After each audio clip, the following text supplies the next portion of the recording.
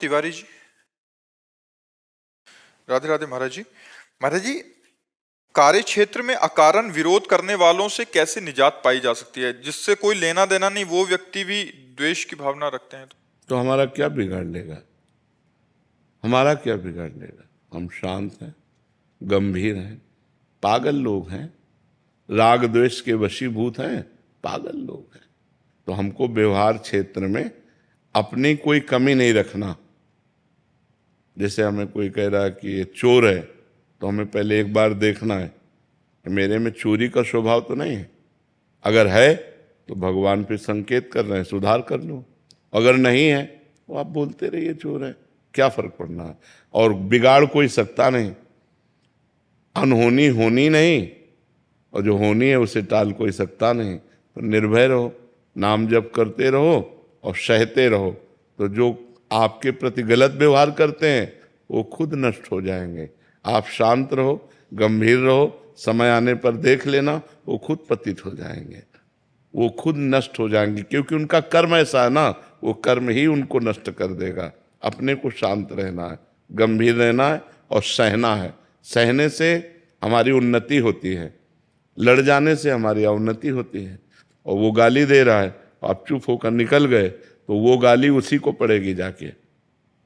वो ऐसे कर्म करेगा किसी जगह, ऐसा फंस जाएगा कि उसको सैकड़ों गाली मिलेंगे, वो पिटेगा वो। और आप गंभीर रहे, आपकी उन्नति हो जाएगी। तो अध्यात्म आपको बचाना सिखाता है, आपको आनंद में होना सिखाता है। लौकिक में यह है सठे साठ्यम समाचरित, लेकिन अध्यात्म ऐसा नहीं कहता है। नीति कहती है सठे साठ्यम समाचरित, नीति कहती है, लेकिन प्रीति नहीं कहती। प्रीति कहती है अगर वो एक थप्पड़ तुम्हें मारे तो तुम झुक करके निकल जाओ। अब वो एक थप्पड़ उसके लिए इतना भारी पड़ेगा, वो झेल नहीं पाएगा, क्योंकि आप चुप हो गए ना। एक नाव में एक संत और उनके शिष्य बैठे हुए थे, और बहुत से लोग, 20-25 लोग नाव में बैठे हुए थे। इतने में एक दरोगा और 2 पुलिस वाले चढ़े, तो जहाँ संत थे वहीं खड़े हुए। और वो संत नंगे पैर, उनका जो शिष्य था, और वो बूट पहने, तो बूट रख दिया उनके पैर में, तो वो चीख पड़े। तो एक चाटा मारा और गाली, वो संत शांत, राम राम शांत। नाव किनारे लगी, तो किनारे 2-4 हाथ पानी में, जहाँ इतना इतना पानी, वहाँ नाव तो जाएगी नहीं। अब वो बूट पहने थे, तो वो संगीन लिए हुए थे, गश्त में थे। तो पहले देखा होगा बंदूक के ऊपर चाकू लगी हुई संगीन, तो उन्होंने ऐसे रखा और सोचा छलांग लगा के पार हो जाए। वो बालू थी, वो फिसल गई, संगीन उनके यहीं घुसी और वहीं मर गए। तो गुरुजी ने अपने शिष्य को डांटा कि अगर एक शब्द कह देता तू तो ये बच जाता, तूने एक शब्द भी नहीं कहा ना, इसलिए इसको इतना भारी दंड मिल गया। पलट कर तुम्हें कोई गाली दे रहा हो, गाली मत देना, उसको इतना बड़ा दंड मिलेगा कि वो भोग नहीं पाएगा। उमा क्षमा सापहुते भारी, अपने कर्म जाए अपकारी। अपकार जो तुम्हारा कर रहा है, तुम चुप हो जाओ, ये सबसे बड़ा दंड होगा, और सह के निकल जाओ। तो ये क्षमा श्राप से भी भारी हो गई, उसको भारी दंड मिलेगा। इसलिए हम तो ये चाहते हैं कि उसको भी दंड न मिले, आनंद से रहे, काहे को दंड मिले। बुद्धि शुद्ध कर दो भगवान, उसको दंड मत दो, उसकी बुद्धि शुद्ध कर दो। अपने उसका मंगल मनाते हैं जो हमें गाली देता है, जो हमारा अपमान करता है, जो हमारा तिरस्कार करता है, जो हमारी उन्नति देखकर जल रहा है, हम उसका भी मंगल मनाएं तो हमारा और मंगल हो जाएगा। पर ये कला अध्यात्म के बिना सीखी नहीं जा सकती। तो ये कला अध्यात्म सिखाती है कि आप समर्थ हो, आप उसको दंड दे सकते हो, लेकिन आप चुप होकर चले गए तो आपका चुप होना उसके लिए भारी पड़ जाएगा। ये रहस्य कोई जल्दी जानता नहीं है, मानता नहीं है कि हम चुप कैसे रह सकते हैं। तो इसीलिए तुम और वो दोनों बराबर हो गए, फिर क्या अंतर। अध्यात्ममान चुप होकर शांत होकर सह जाता है, और वो सहनशीलता, वो क्षमा उसके लिए सांप से भी भारी पड़ती है, और वो कहीं ऐसी जगह गिरेगा जहां संभल नहीं पाएगा। कृष्ण शर्मा जी, राधे राधे महाराज जी। गुरुदेव, हमने आपके श्रीमुख से सुना है कि एक बार राधा नाम लेने से लालजू पूर्व के सारे पापों का रजिस्टर फाड़ देते हैं, और आपके सत्संग में ये भी सुना है कि पूर्ण रूप से निष्पाप होने के लिए इतने करोड़ नाम जप करो। तो महाराज जी, ऐसा कौन से पाप हैं जो एक बार में ही खत्म हो जाते हैं राधा नाम और होकर, और 3 करोड़ में भी निष्पाप हुआ जाता है? अनेक जन्मों के हमारे पाप है। किसका प्रश्न है? अनेक जन्मों के हमारे पाप है। जैसे हमने अभी राधा नाम लिया तो हमारे वर्तमान में जो पाप हुए वो नष्ट हो रहे हैं, लेकिन पूर्व के पहाड़ पाप लगे हैं। इसीलिए निरंतर राधा नाम लेना है हमें। निरंतर लेते लेते जब हम निष्पाप हो जाएंगे तो हमारा हृदय एकदम आनंद से भर जाएगा। वो वाणी का विषय नहीं है कि वर्णन कर सके कि वो कैसा आनंद होता है जब जीव निष्पाप हो जाता है, परम पवित्र। उसके हृदय में आनंद की बाढ़ आ जाती है। जिस सुख के लिए हम संसार के भोगों में भटक रहे हैं और आज तक नहीं मिला, वो सुख परमानंद में भगवान के नाम में है। तो बहुत जन्मों के, कोई 1-2 करोड़ जन्म नहीं है, जब से सृष्टि हुई तब से आज तक हमारे द्वारा वो काम नहीं हुआ जिससे भगवत प्राप्ति हो जाती। तो वो काम है भजन। आज हम भजन शुरू कर रहे हैं, अब हमारे पूर्व पाप नष्ट होना शुरू हो रहे हैं। तो अनेक जन्मों के पाप नष्ट करने के लिए हमें निरंतर नाम जप करना चाहिए।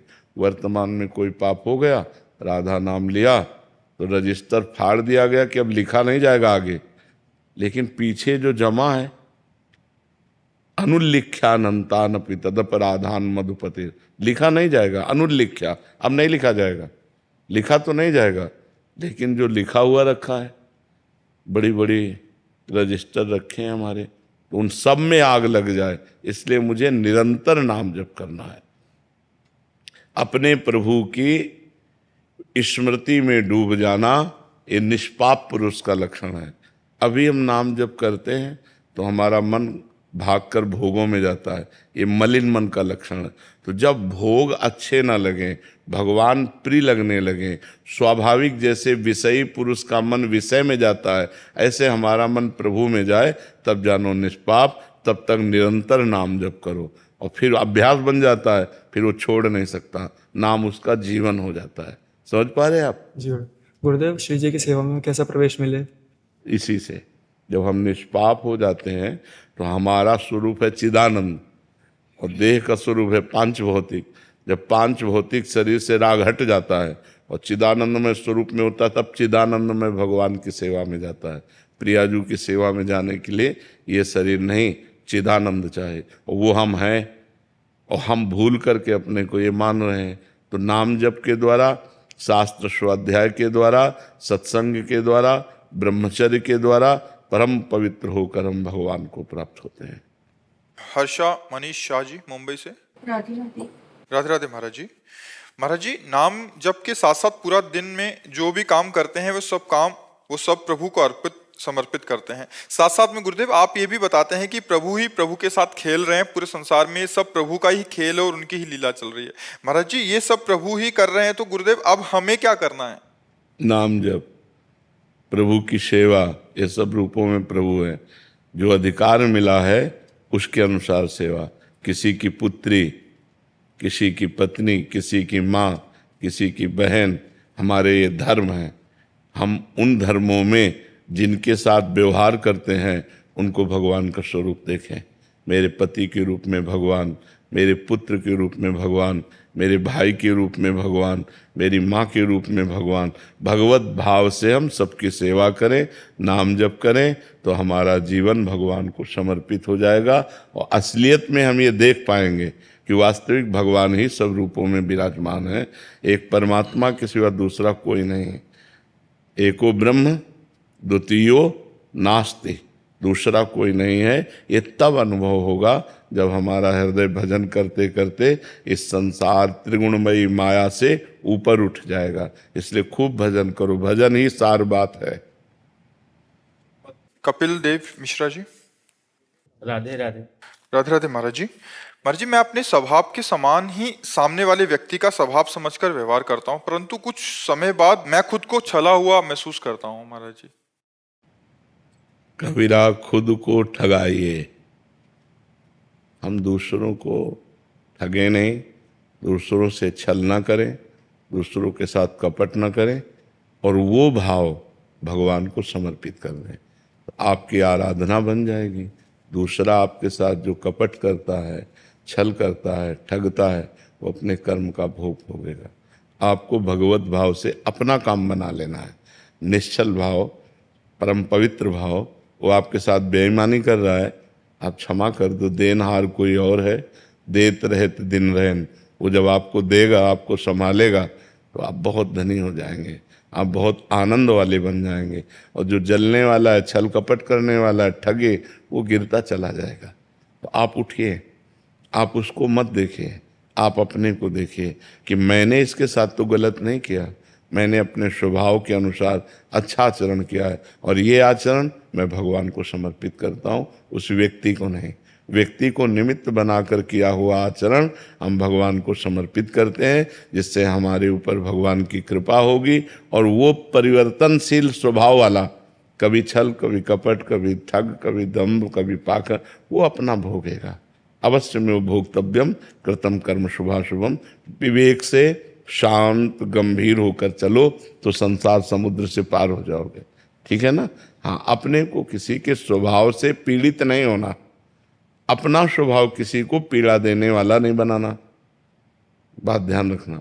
ना हम किसी को उद्विग्न करते हैं और ना हम किसी से उद्विग्न होते हैं, ना हम किसी को पीड़ा पहुंचाते हैं और ना हम किसी से पीड़ित होते हैं। आपका स्वभाव आप गाली दो, आपका स्वभाव आप अपमान करो, हम स्वीकार नहीं करते। बस गंभीर, और ये तभी रह सकता है जब आप नाम जप करोगे, भगवान का चिंतन करोगे। ये अध्यात्म विद्या है, ये अध्यात्म है कि हमने आपके साथ अच्छाई की, आप हमारे साथ बुराई कर रहे हो, वो आपका स्वभाव है, हमारा स्वभाव नहीं है। हम शांत गंभीर अपनी अच्छाई को भगवान के चरणों में समर्पित करते हैं। रमेश चंद्रा जी जौनपुर से। महाराज जी राधे राधे। राधे राधे महाराज जी। महाराज जी, आप कह रहे हैं कि आप कहीं विधायक हैं। महाराज जी कह रहे हैं कि हम अपनी तरफ से जो भी जितना भी बनता है उतना कर पाते हैं, पर फिर भी सबको खुश नहीं कर पाते हैं महाराज। नहीं कर पाओगे, भगवान नहीं कर पाए खुश, तो आप क्या कर पाओगे? है तो इसलिए अपना कर्तव्य हम करें, सामने वाले का क्या प्रत्युत्तर होता है उस पर ध्यान न दें, तभी हम सफल हो पाएंगे। सफलता के लिए एक सूत्र है, हम अपने कर्तव्य में कमी ना रखें और सामने वाले के भाव को हम देखें नहीं। आप चाहे जितना कर लो, चाहे जितना कर लो, ये संसार है, आपको धन्यवाद देने वाले बहुत कम मिलेंगे। चाहे जितना आप कर लो, आपको कोसने वाले मिलेंगे, लेकिन धन्यवाद कि भाई आप जैसा विधायक, आपने बहुत हमारे एरिया को, हमारे समाज को सुख दिया, ऐसा कहने वाले कम मिलेंगे। आप चाहे जितना कर लो, वो आपको कोसेंगे ही, वो परिणाम में गलती वाला क्षेत्र आपके सामने रखेंगे, जो आपने अच्छाई की उसको कभी सामने नहीं रखेंगे। इसलिए आप ये नियम रखो कि हमारे द्वारा गलती ना होने पावे, हम अच्छाई के मार्ग में चलें, हम समाज सेवा करें। इसके बाद वो उत्तर क्या आता है वो हमें नहीं देखना। समाज, और रही विजय की बात, तो विजय जहाँ धर्म होता है, जहाँ सत्य होता है, वहीं विजय होती है। आप अपने धर्म से चलिएगा, समाज सेवा की भावना पुष्ट रखिएगा और मदिरा मांस और परिस्त्री गमन इससे बचते रहिएगा। मदिरा मत पीजिएगा और मांस मत खाइएगा और परिस्त्री गमन मत कीजिएगा और धर्म से चलिएगा। विजय ही विजय है। और भी आगे पद हैं। भगवान जब, जैसे भगवान पिता हैं, जैसे पिता ने 100 रुपया दिया और आपने ठीक से उसको खर्चा कर दिया तो 1000 देने की बात आ गई। 1000 तो फिर 1 लाख, फिर 1 लाख तो फिर आगे कि हमारा लड़का समर्थ है। ऐसे हम भगवान के बच्चे हैं, भगवान ने विधायक बनाया और बढ़िया निर्वाह करो तो आगे समाज सेवा के बड़े बड़े पद हैं, भगवान उनको दे देंगे। तो आप धर्म पूर्वक चलिए, सामने वाला क्या कहता है इस पर ध्यान मत दीजिए। जाति से लोग देखते हैं और बड़ा जाति भेदभाव इतना है, उनके कुछ उससे फर्क नहीं पड़ने वाला है। वो 2-4 लोग होते हैं जो आप व्यवहार करते हैं, वो ऐसा नहीं कि समाज उसको देखता नहीं है। जो 2-4 लोग ऐसे होते हैं जो मलिन स्वभाव के होते हैं, वो नहीं मानने वाले। और ये हम आपको बताएं, हम सब एक जाति के हैं, सच्ची बात मानो। हम एक ही बाप के बेटा हैं, अलग अलग घर बन गए, उन्हीं को जाति कह दिया गया, नहीं, हम एक ही परमात्मा के संतान हैं। आप सच्चाई से समझो, पंचभूत एक हैं कि नहीं? जो 5 भूत हैं, पृथ्वी, जल, अग्नि, वायु, आकाश, ये 5 भूत हैं। इन्हीं से सारे शरीर बने हैं कि नहीं? तो सबके शरीर इन्हीं 5 भूतों से बने हैं, और आत्मा सबकी एक है। भेद बताओ क्या है? भेद क्या है? माना हुआ भेद है। जैसे बड़ा भाई छोटे भाई से पैर छुआ रहा है, एक मर्यादा है। नहीं, एक ही पिता की दोनों संतान, वो पूज्य और वो अपूज्य, ऐसा नहीं है। दोनों एक ही पिता के हैं। हाँ, तुम बड़े भाई, तुम्हारे पैर छूते हैं। तो एक समाज की व्यवस्था बना दी गई, ब्राह्मण, क्षत्रिय, वैश्य, शूद्र। वो एक व्यवस्था व्यवहार की है, सत्य नहीं है। सत्य नहीं है। सत्य तो एक ही परमात्मा सब में है, और पंचभूतों के सबके शरीर बने हुए, कोई छोटा बड़ा नहीं, अपनी अपनी जगह सब अपनी मर्यादा से रहें, अपनी सेवा सत्कार करें। वो एक ही परमात्मा विविध रूपों में है, वो एक ही परम तत्व सब रूपों में है। आप ऐसा मानकर खूब प्यार से समाज की सेवा कीजिए, आपकी उन्नति में कोई बाधा नहीं पहुंचा सकता, यदि आप धर्म से और सत्य से चलेंगे तो। अनुभा जी प्रयागराज से। राधे राधे। राधे राधे महाराज जी। महाराज जी, मंदिर में विग्रह दर्शन से पूर्व मन मस्तिष्क में शून्यता का भाव आता है। शून्यता का या शांति का? इसमें अंतर है? नहीं, अंतर है ना। शून्यता में मंदता होती है, मंद बुद्धि में कुछ समझे में नहीं आ रहा, और शांति और आनंद की गंभीरता, तो उसको शब्दों में बोलना पड़ेगा कि मंदिर के श्री विग्रह के दर्शन से एक शांति महसूस होती है, हमारे अंदर की हलचल मिट जाती है, मन शांत होने लगता है। ऐसा बोलोगे तो पॉजिटिव, और बोले शून्यता आने लगती है तो वो फिर निगेटिव। तो आप बोलिए क्या कहना चाहते हैं? शांति। हाँ, ये शांति शब्द, आनंद शब्द, जिस आनंद में अब कोई चिंतन नहीं होता। जी महाराज जी, विग्रह के समक्ष होने पर भी कोई प्रार्थना या इच्छा याद नहीं आती, परंतु मंदिर से बाहर आते ही पुनः दर्शन की अभिलाषा उत्पन्न हो जाती है। हाँ, अच्छी बात है, अच्छी बात है, भगवान की कृपा है, बहुत अच्छी बात है। भगवान के दर्शन बार बार करने से भगवान की कृपा प्राप्त होती है। जो श्री विग्रह रूप में भगवान ही विराजमान है, अर्चावतार हैं, बार बार दर्शन करने चाहिए, बार बार प्रणाम करने चाहिए। एक बार श्री विग्रह में विराजमान भगवान को प्रणाम करने से 10 अश्वमेध यज्ञ का फल मिलता है। 10 अश्वमेध यज्ञ करने वाले का जन्म होता है, लेकिन भगवान को प्रणाम करने वाले का जन्म भी नहीं होता है, वो भगवान को ही प्राप्त हो जाता है।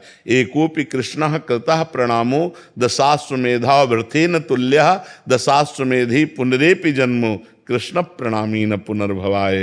भगवान के दर्शन करके उनको नमन करने से सारे पाप नष्ट होते हैं, हृदय आनंद से भर जाता है। और जब हम बाहर निकलते हैं तो फिर माया की हवा लगती है, तो फिर कामनाएं जागृत होने लगती हैं। तो हम बार बार भगवान के दर्शन करें, बार बार भगवान का स्मरण करें, बार बार भगवान को अपने ध्यान में लावें। ये बड़ी कृपा है।